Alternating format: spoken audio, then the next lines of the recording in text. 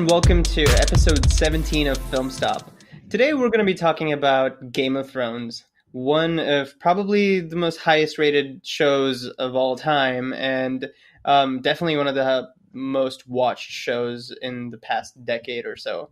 What we're going to be doing is a quick review of the show and then dive into a complete spoiler-filled discussion. We will let you know when that happens, but before that, to get things going, please welcome my friend, fellow banterer, and a returning guest to the show, Bo Zhang. Hey, Bo, how's it going? Hola. My name's Bo. You've probably heard of me before if you've heard this podcast. If you want to get in touch with me personally, I still don't care about your opinions. So, there you go. Is that at Gmail again? Yes, I don't care about your opinions at gmail.com. Correct. But speaking of, have you gotten any hate emails? I actually haven't, which is kind of surprising, but, whatever. Okay. All right. There's one person out there. I'm talking to you. You should send him an email. One of these days, I'm going to have both you and him on the same call, and hopefully we'll have an interesting discussion then, too. I mean, maybe he did, but my email determined that it was trash and put it in that folder, and I just didn't see it. That's possible as well. Ooh. This is major trolling. You don't even know this person. Calm down, Bo. Yeah, but I know some of his opinions, and he's wrong, so there you go. Yeah. Okay. Now I gotta give him a chance to come on here and talk to you.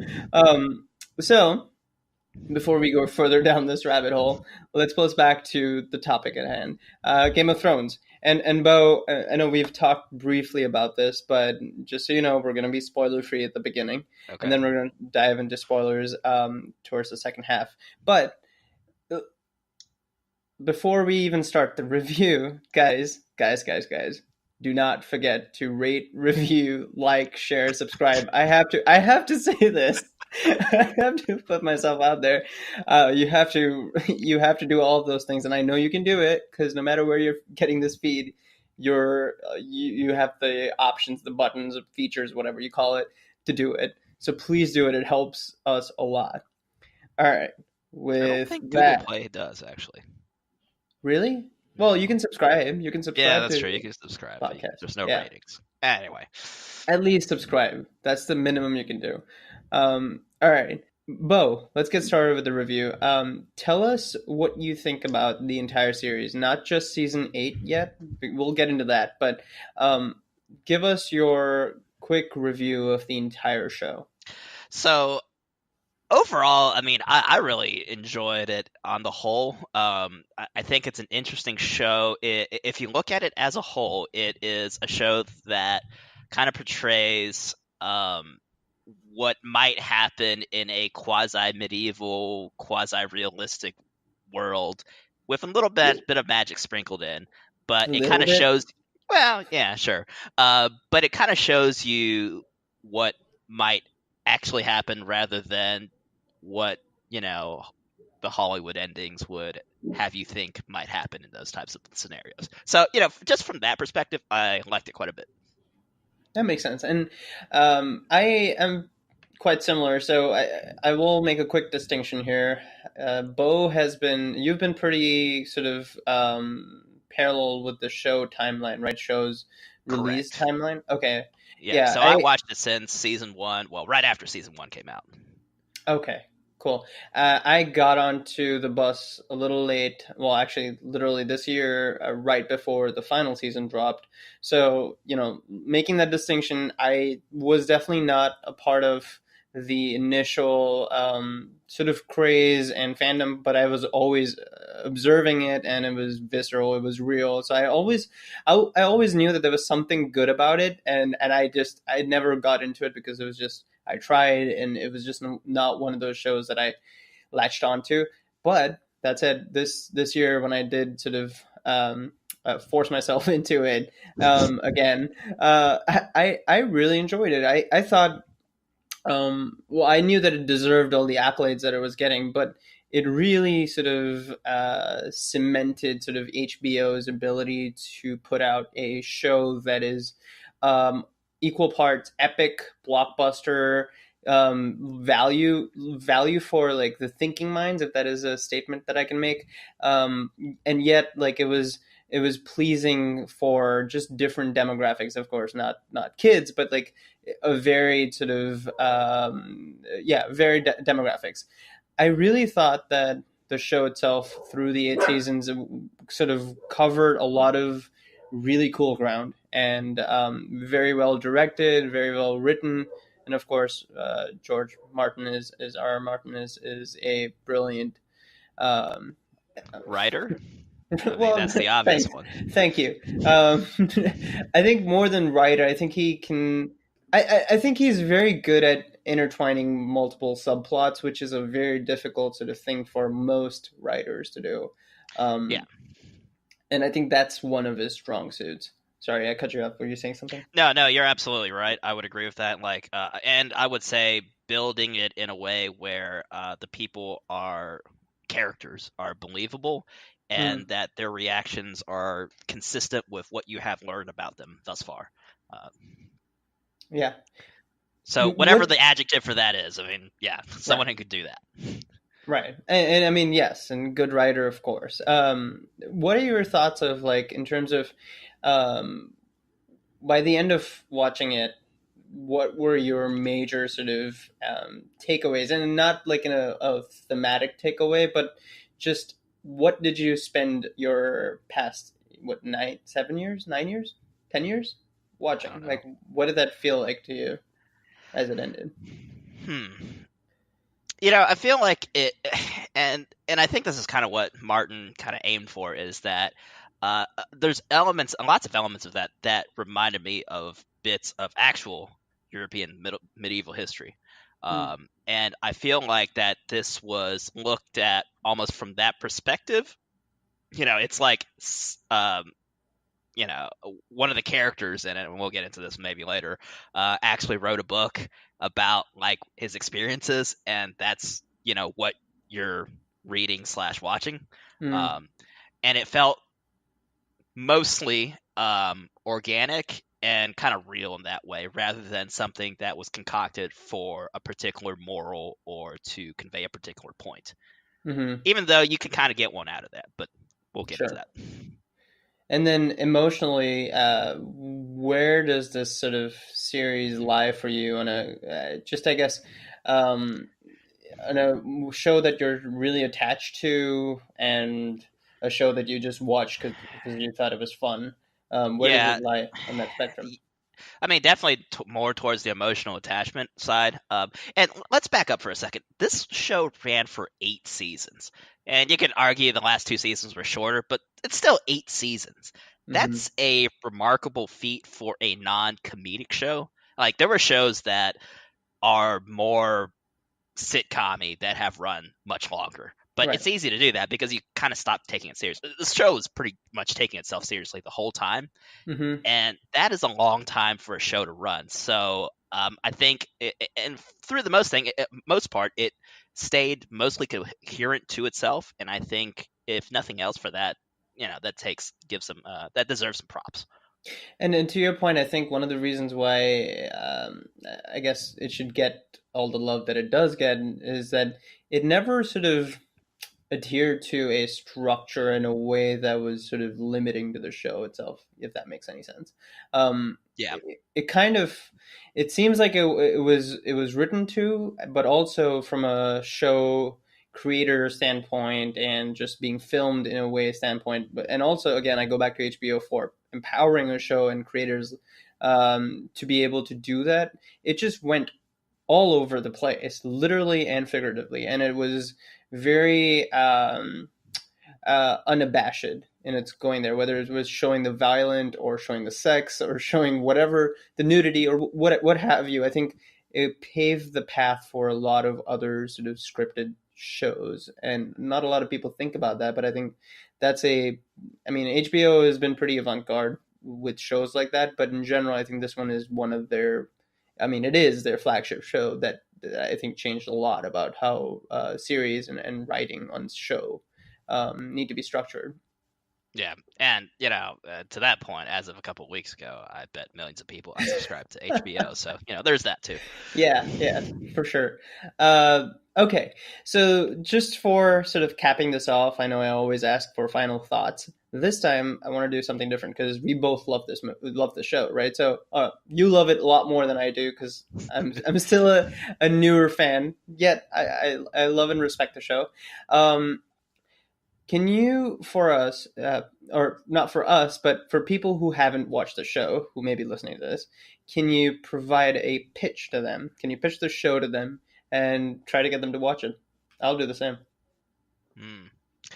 Um, if you want to watch a show that you don't necessarily, just marathon through, but you watch an episode every, I don't know, week or whatever, and kind of savor the experience and really makes you kind of think about it and think about what these people are doing, what their choices are, and does that make sense, all things considered? This is a good show for you. Mm-hmm. So from a really trying to understand people's choices and actions, this is a show that makes a lot of sense to watch. If you want just something fun, lighthearted, whatever, maybe this is not the show for you. But I think there's certainly a place for it for someone who wants something a little more serious. Mm-hmm. I agree. I would just add to that, I guess. There are close to 500 shows right now live. And so there's a lot of options for you to watch. But there's a reason why this show has been loved and treasured for 9 years, and that's what I was fighting, and just constantly sort of not not willing to sort of let go of my, some would call it hipster sense. um, but listen, you can honestly do yourself a favor with this one and just maybe get through the first season. There are certain things that you might not feel like the same pace that you like to watch, but give it the first season. You give a lot of trashy stuff 10 hours. Give it 10 hours and go back to it, and there is a very good chance that this will end up becoming one of your treasured shows too, until the last two seasons, which we'll get to. But yeah, so do yourself a favor. Okay. All right, Bo. So with this, let's sort of turn on the switch for spoiler alert. Yeah. Spoilers. So, guys, if you haven't seen the show, you probably don't want to listen to this half. Or if you, And somehow, if you've missed all the social media in like the past right, 10 years, right. somehow. Um, hey, a couple of things were still pretty like shocking to me when I watched the show. Oh, that's interesting. I'd like to hear about those. Okay, Yeah, yeah, but yeah. but That's, guys, spoiler alert. All right. So first thing that was shocking to me actually was the red wedding. That was oh, really? I had no idea that that was coming, and I think it might have been also because like 5 years had passed since it happened, and I may have forgotten it or whatever, even if it was on social media for some reason. I knew something was going to happen because you cannot do what Rob did without Hmm. repercussions. And and maybe that's a if there are themes in the show, that is one Yeah. thing that I think really shows through because I think Martin at one point said that he never killed any character who didn't not quite deserve it, but didn't do something to cause his demise or her demise. Yeah. And that is, I would say, accurate on the whole. Any of the major characters who died, and that's kind of what I was alluding to earlier, right? I mean, maybe they didn't deserve it, but they did things that caused that to happen. So it's an interesting reflection once you look at it. Personally, I thought it was going to happen eventually. It's like, oh, come on, man.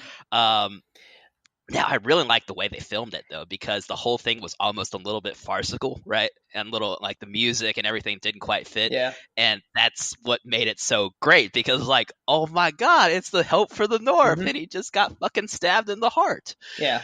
It's I good stuff. to me that's when Game of Thrones became I totally agree with whatever you said. It makes a lot of sense what you said, but like to me that's when Game of Thrones actually like came into like fifth gear, and it actually like hit all the notes that it was building towards.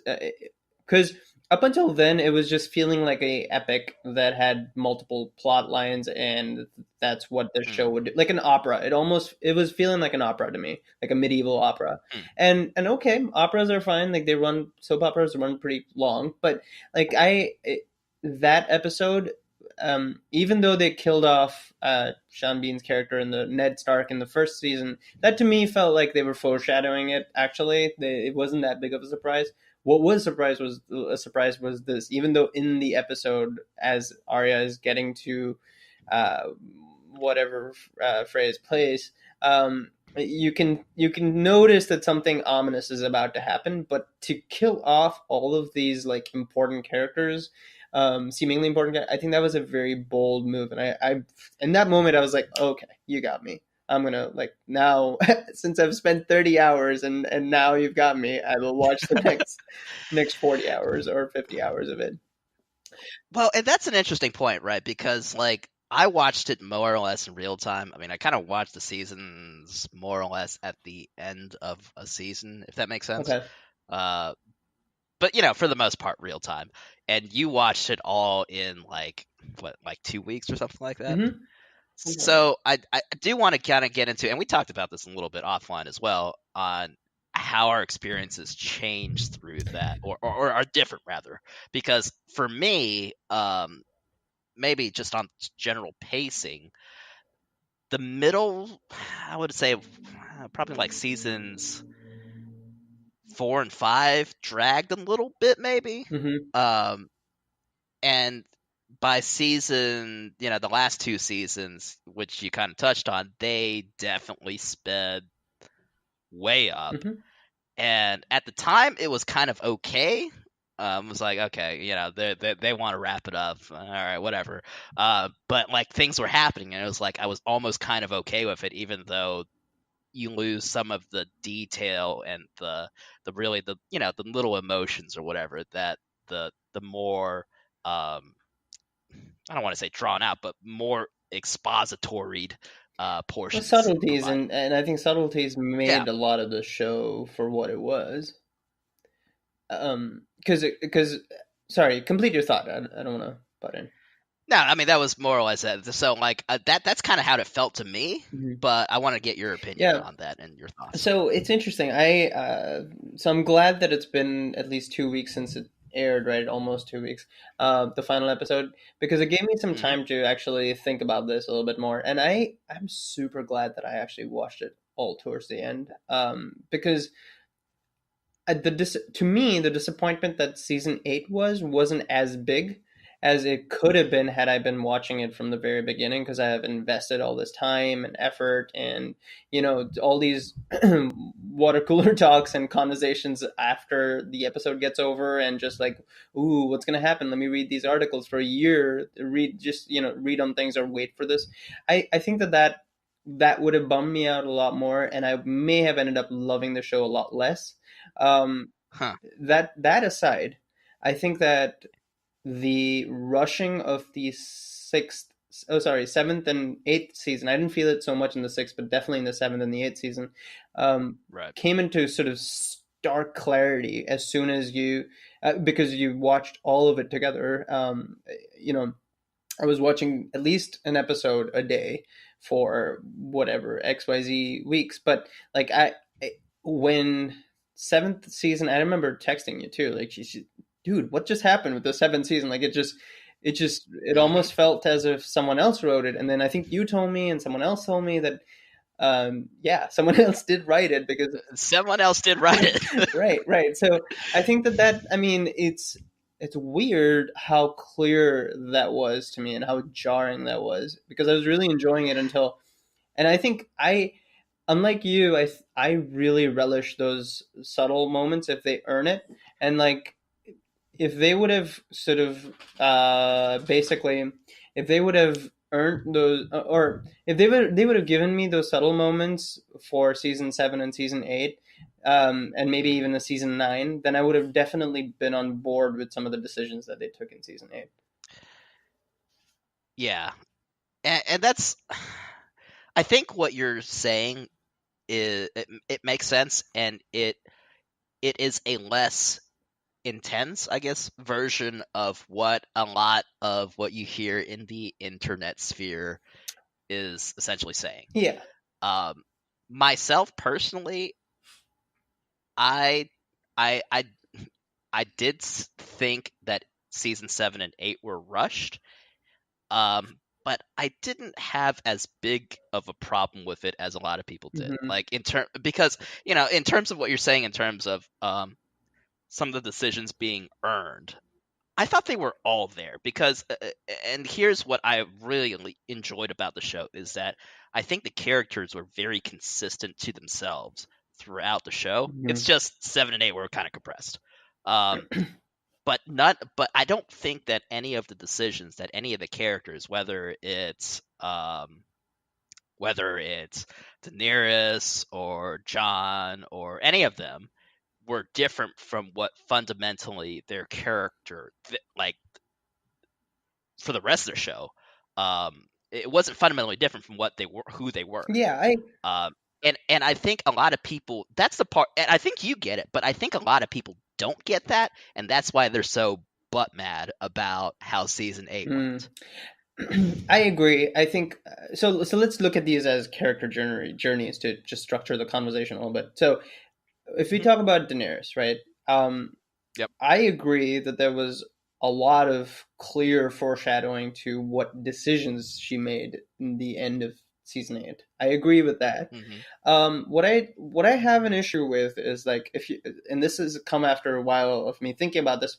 Like with Daenerys, I think they were going for a hero turned villain story, villain arc, or at least a hero turned supremely sort of what's the right word? Sort of burnt with vengeance and anger and envy and all of those sort of negative emotions. I feel like they were going there, but the reason why most people found it jarring was that even when they showed her negative side, even when they showed her, say, burning people or crucifying people, there was a moral, not moral, sorry, not legal, but a justice sort of connotation to it. Like she was doing it because they deserved it, and morally, I guess, to an extent, we as viewers were looking at the people in the Slavers Band and saying like, oh, these guys did this to kids, they should die, and these guys did this to who did she kill? Tully's. They commanded an army to attack her. They should die. Okay, I'm not saying that should have happened, but we were kind of going along with the ride with that.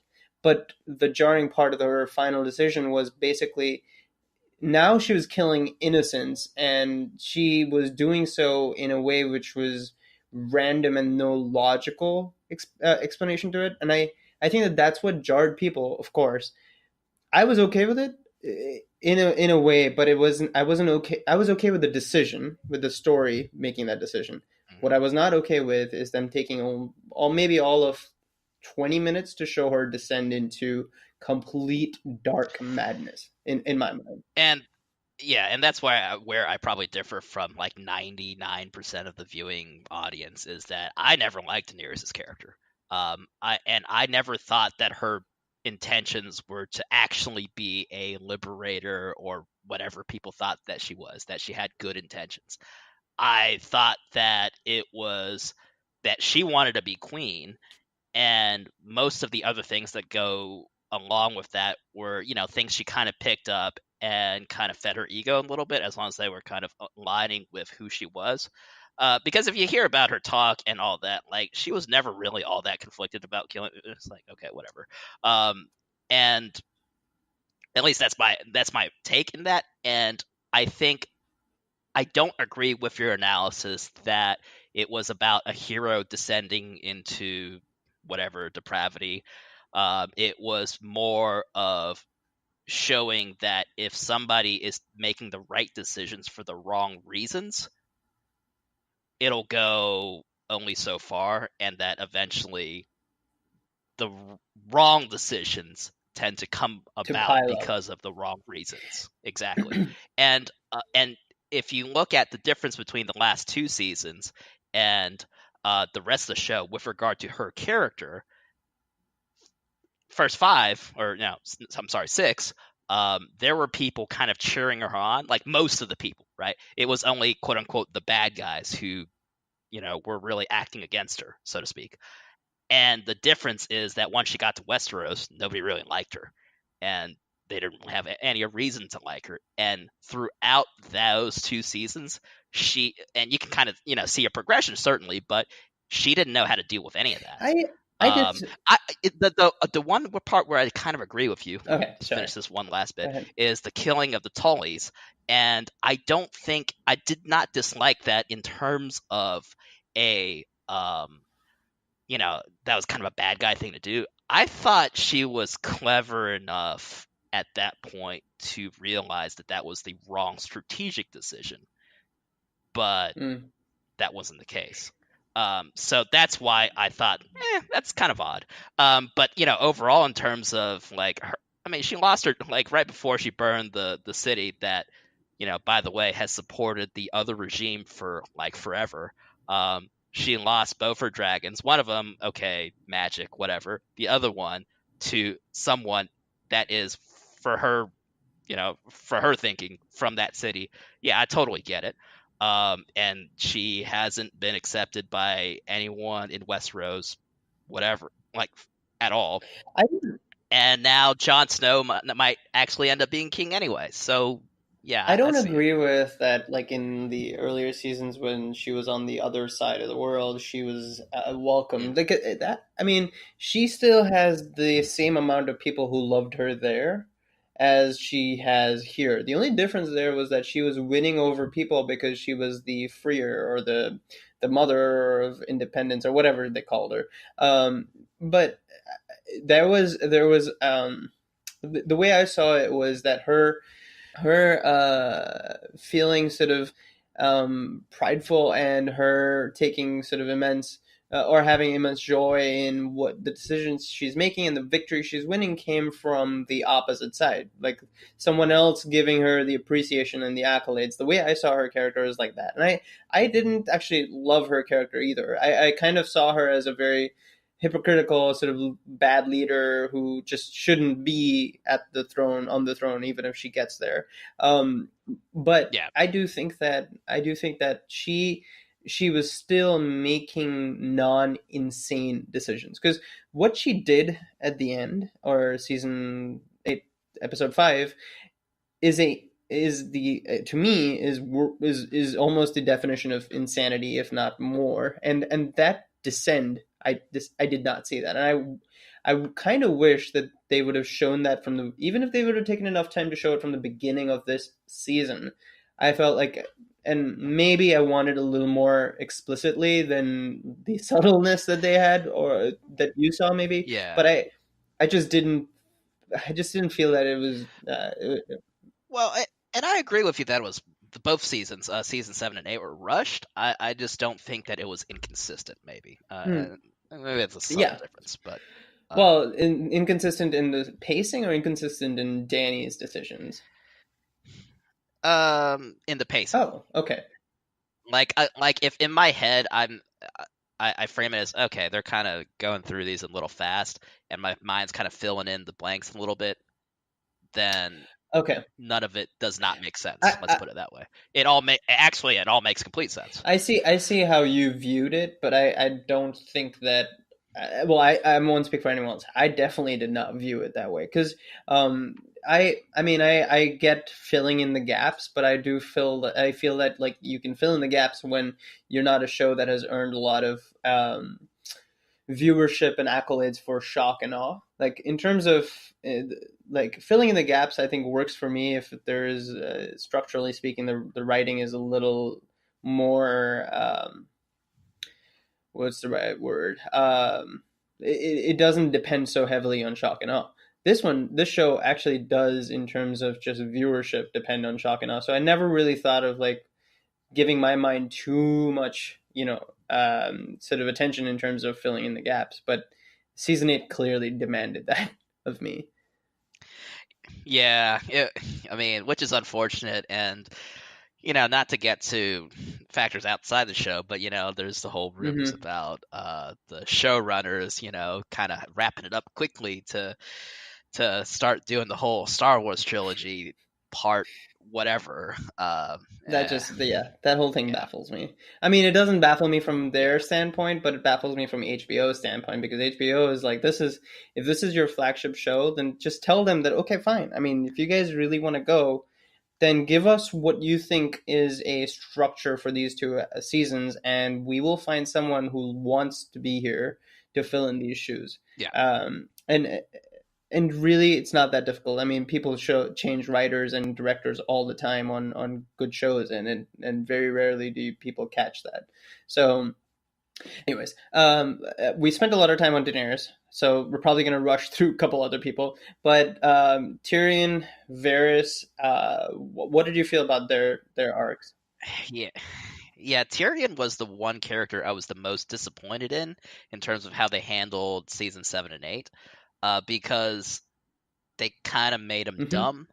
And I get that that was kind of by necessity of certain things having to happen and them not being able to show the small things in which he was like being systematically deceived, or maybe not deceived. I mean, Tyrion at his very heart is a bit of an optimist, and that is why he made a lot of bad choices in the past couple seasons. At least that's my analysis. Yep. Um, and that's consistent, but it's like, yeah, that's where the gaps, so to speak, kind of shown out the most to me. I feel like, I actually feel that they so people talking about, smart people making stupid decisions is not a thing, or, well, people do make them, and I think that, I mean, it's okay. I wasn't really that pissed off about Tyrion's character just starting to make stupid decisions, because I actually do feel that he was deeply in love with Daenerys, which he proclaims too at the end of its season. But um, Mm. my sense is, and I've been thinking about this, is that end of seventh season, where he peeks in and notices John going into, or Daenerys going into John's room or whatever, and has that sort Hmm. of blank expression on his face. I feel that that was them sort of hinting towards his love for her, and he's already lost two loves in his life, and I feel like this one was more of uh, a the kind of love that can make you do stupid things. So that's how I saw him making Yeah. stupid decisions, and wanting to. And there's the same thing with his family, where I felt like he was trying to make amends, not amends, but somewhere he felt bad about the fact that he wiped off the patriarch of the family, and all of that stuff. I can see him making those decisions. They were stupid, but I can see him making them.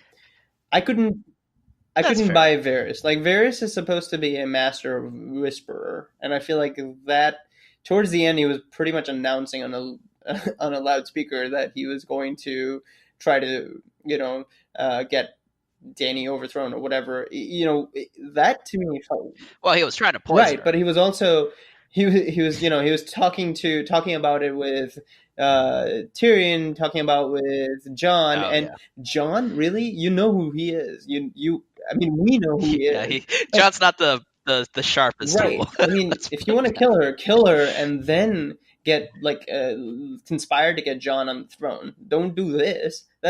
It was his character felt very inconsistent to me towards the last two seasons. I could see that, but I mean, I don't know. I think Varys is a slightly less developed character than the other two we covered so far. So from that perspective, I don't know. It didn't bother me that Sure. much, but maybe that's just me. Yeah, but I think he was so instrumental in my mind in Danny making the decision that she makes in the fifth season, that it stood out to me as a just as a character. Mm. Um, what about Jon Snow and the other Starks? Let's kind of combine them all and talk about them. Ooh, that's interesting. So, are we talking about the dead Starks or the remaining Starks?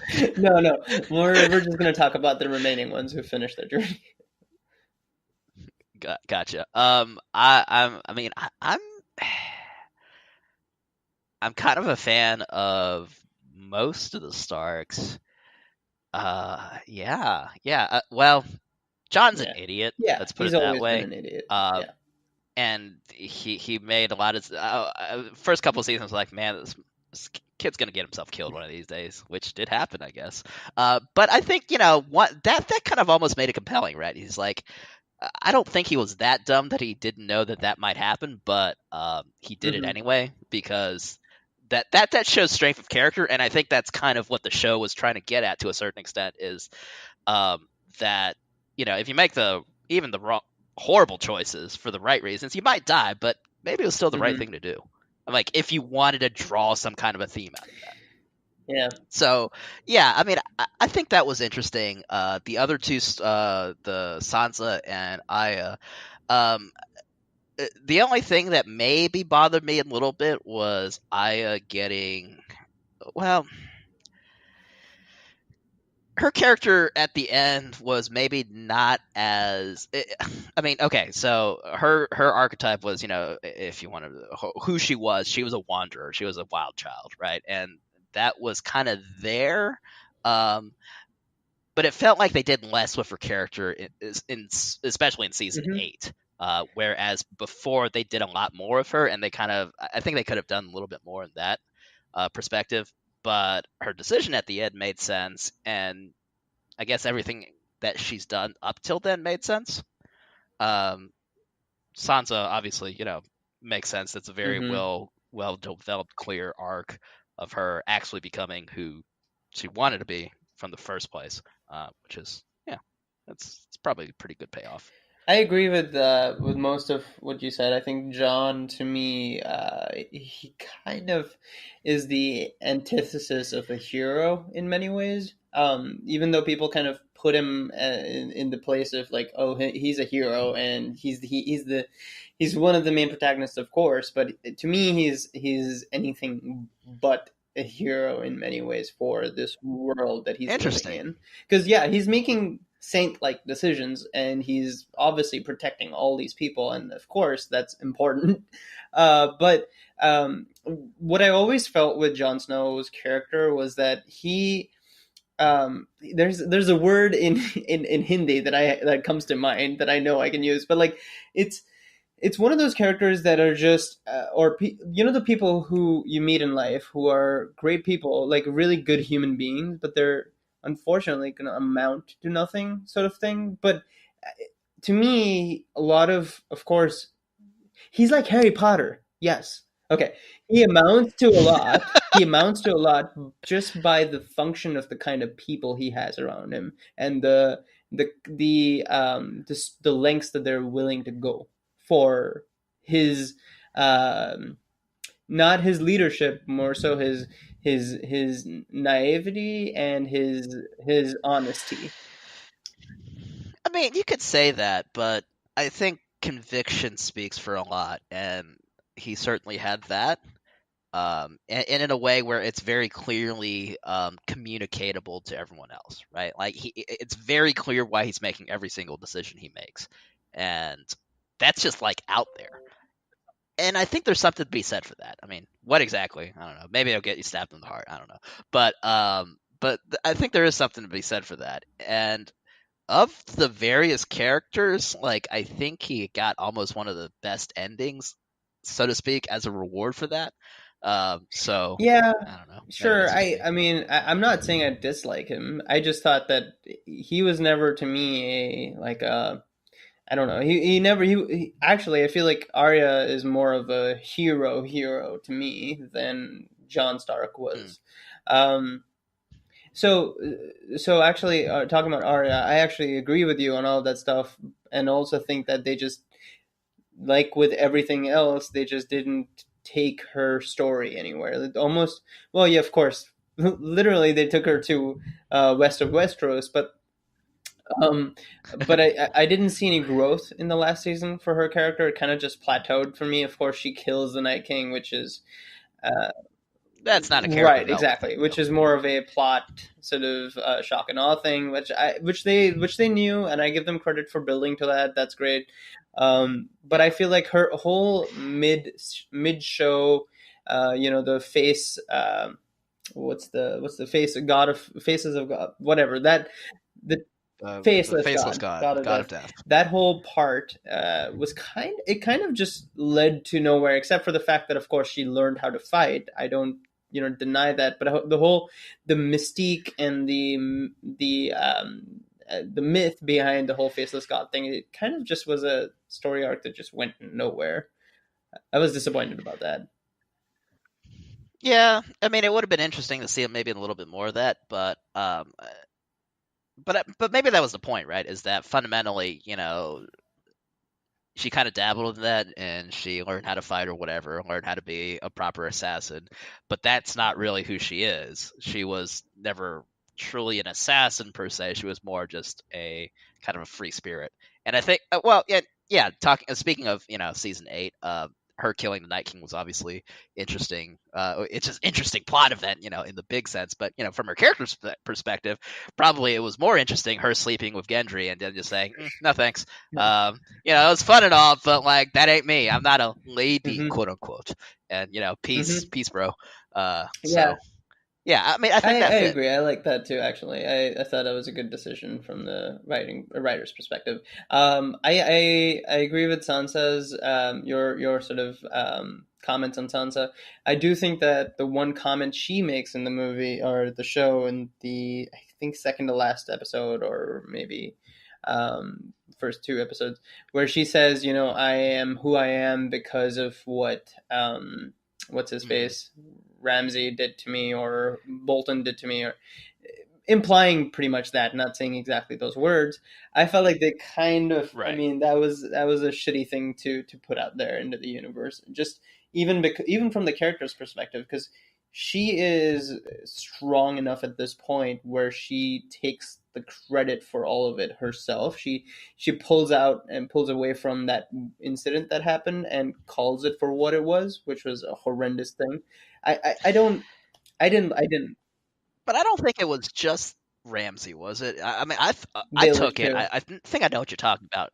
Yeah, I thought it was the whole thing, even before that, in her time in the capital, right? Like the whole thing since basically Ned lost his head was one series of Yes. horrible whatevers, right? And that's where she learned the fine art of being a you know, sneaky person and reading people's intentions and all that. Right. Well, yeah, I but don't know. she That said was my something to take. the effect that she wouldn't have been who she is right now had those things not happened to her. And I feel like yes, Hmm. maybe there's some truth to like incidents and like and events in your life shaping you to be who you are. I agree with that, but I think it takes away from maybe they could have added more to that dialogue and clarified that that whatever that doesn't make whatever happened to her you know okay because she's become a stronger person out of it. Well, but I don't think she was saying that, right? It's just saying. I think it was more her way of saying, "Hey, you know what? What's past is past. We can't change that. Um, I I would have work with liked what it we have." had they implied that a little bit more rather than make it sound like she's That's what I yeah. got out of it, though. That was my sense of it, and yeah. All right, Bran, and this is probably the last character. There's other people we could talk about, But Brad's not a character anymore. Well, he's not truly human anymore, right? He ceased being a human when he entered that cave and became the Three-Eyed Raven. And that I think that's the whole point is that, in a sense, Daenerys did break the wheel, and who's more qualified to be Westeros's king than Westeros, so to speak, yeah, but I mean the that this collective.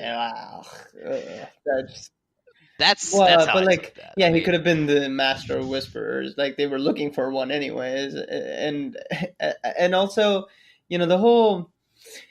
Okay, so this is oh yeah, how he can't make oh kids well, because that was his just dick funny. broke or whatever. That was Yeah, yeah. Was like, God, really? I mean, Sansa, you're just gonna yeah. She throw was that throwing out some there? hater shade. She was like, "Uncle, sit the fuck down." Sorry, I'm sorry about the f word there, but like, yeah, she was all around throwing shade, and she was like, by the end of it, she was like, I actually want to be independent, and everyone else was like, "Whoa, that was." That was an Yeah, option. deuces. No, but I feel like his thing was that he can't uh he's above all of these things, and I feel like what Yeah, you're saying, which is he's Westeros, that could have still come in handy as a part, or a part of the board of or a council of the king. But making him king just felt very, oh, here's another twist for you. We burnt the throne, and now we're gonna make this guy the king of six. Yeah, the six of the because he's got his own throne permanently. right. Um, yeah, okay, I see what you're saying. But, well, okay, so my take to kind of further that point is that who's really qualified to be king at this point, and I think they were kind of implying almost no one to a certain extent. Right. So it's a certain dissolution of that whole position by putting someone in there who's not really a person or character in the sense that any of the other person Yeah, characters were. yeah, I guess, but I mean, I don't know. I also, You yeah, seem yeah, I unsatisfied do, with but that, like I but think that's okay, because that entire season was very unsatisfying for me. But I mean, also how Tyrion sort of all of a sudden gets the right to promote someone, like who oh yeah, out of well nowhere, yeah, just yeah, like a that's plot true. point That felt scene weird. could have that scene could have Yeah, gone better, but I mean, like I yeah. said, rushed, which I mean, I'm not going to defend it. I'm just saying that Well, it and is what it is, kind of. Like Sansa's saying, it is what it is. If you take it, and when you can take what I you can take out of I it. agree with that. I that's why I wanted to spend the majority of the time talking about how good the show is. And most people have been bashing on the last season. I agree with that, but I agree with most people bashing on a lot of it too. But I just feel that the show still brought to us something that is leagues beyond a lot of other sort of content out there, especially at the time that it started. Oh So yeah, definitely. credit where credit's due, I guess. So, Bo, we're pretty much running almost close to an hour here. What are your final thoughts about the show? And I guess spoiler filled this time. Yeah, yeah. Yeah, I mean, it's interesting because watching in real time was certainly.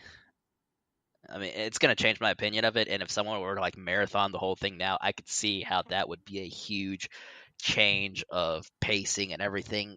Having the year or so between each season, I personally didn't feel it as much. I mean, like I acknowledged it, but I didn't really feel it as much. But overall, I mean, taken as a whole, incredibly enjoyable show. Ygritte, or however you say her name, is still best girl, and but hey, John, in a sense, never did leave that cave, Mm. so boom, he won. He won in the end. So yeah, no, definitely worth a watch. Definitely worth kind of savoring a little bit. I wouldn't power through it, honestly. I mean, even if you watch 10 episodes at a time, like on a weekend, I would certainly take time between each season at the very least to kind of dwell on it and think through all the various things if I were to watch the whole thing again. And I Mhm. probably will at some point. Yeah, but definitely one of my favorite shows. Mm.